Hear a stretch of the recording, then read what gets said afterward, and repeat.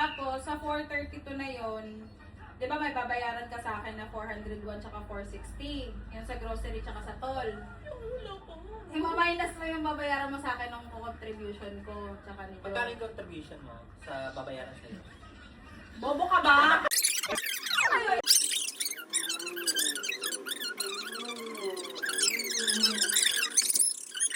Let me explain Eh, again. bayaran mo na nga siya ng 432 tsaka ikaw, bayaran mo siya ng 432.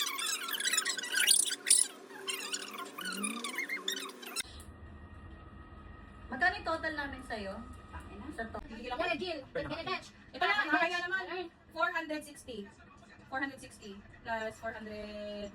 Ayun lang. Sige, ano? Equals 861. Oh. Pati ko lang sa kanila. Ayun na, 861. Okay na. Bayad. Sabi ka galit sa calculator mo? Ano ba yung precision? May precision. 61. Eh, babayaran niya sa akin 861. Ay, wala ka nang babayaran, ganyan na gets. Di ba babayaran niya sa akin 861? O saan yung babayaran sa akin? Magkano lang? Wala na. Hindi, magkano ba dapat dito sa inyo sa akin? 861 nga, 864 nga ni. Eh, babayaran ko sa akin 861. Sabi ka katantres. Okay na.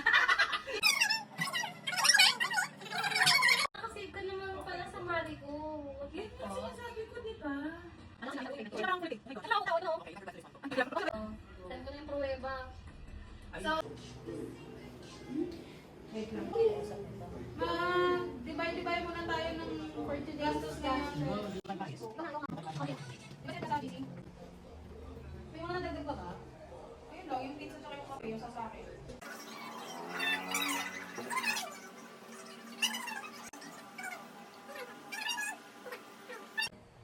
Plus 900, plus 1150, plus 180.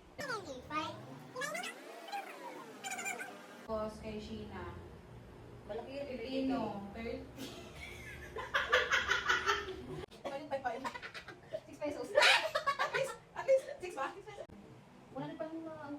Ang kape. Yung kami kanina, friend. Oh my gosh. Ikaw Ito na yung water.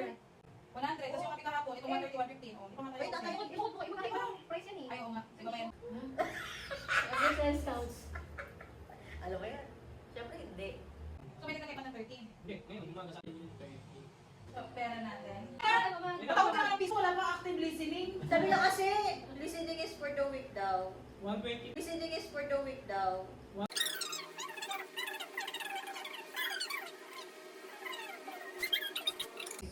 Yes. 612 na lang. Ayaw maging 610 na lang.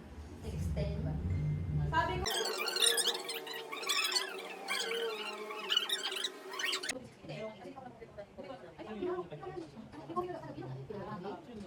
Wait lang, si Jay muna. Kasi bayaran na to. Parang babali na naman ako. itong 448cc, ng 448, minus mo na to sa mga nakempot namin sa'yo. Manapin mo ang 10. Binigyan lang pala. Ito, 20 yan ah. Salamat sa